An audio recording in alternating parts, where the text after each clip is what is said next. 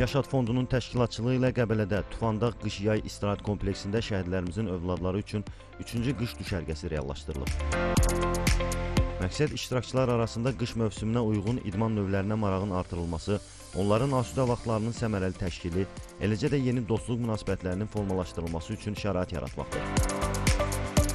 Düşərgədə Sumqayıt və Abşeron ərazilərində yaşayan 13-15 yaş aralarındakı şəhid övladları iştirak ediblər. Mən əvvəl xizək sürə bilmirdim. Dostlarım deyirdi, sür, maraqlıdır, əyləncəlidir. Ancaq mən qorxurdum ki, yıxılaram, sürüşərəm, bir yerimə nəsə olar, qırılar. Ancaq buradakı müəllimlərin sayəsində çox sağ olsunlar müəllimlər, mənə öyrətdilər və indi çox rahat və təhlükəsiz şəkildə sürə bilirəm və günümüz də çox xoş, əyləncəli keçir. Bizə burada əvvəl xizək sürməyi öyrətdilər. Mən əvvəl tam yaxşı xizək sürməyi bacarmasam da, indi tam yaxşı xizək sürməyi bacarıram. Ümid edirəm ki, belə düşərgələr davam eləyər. Şəhidlərimizin bizə əmanət olan övladları ilə qış düşərgəsindəyik. Onlar burada qış idman növünün ən populyar növlərindən biri olan xizəyin sirlərini öyrənirlər, xizək sürməyi öyrənirlər.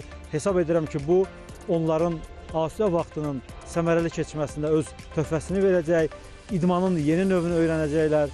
Bununla yanaşı yeni dostluqlar qazanırlar, sosiallaşmasına öz töhfəsini verir.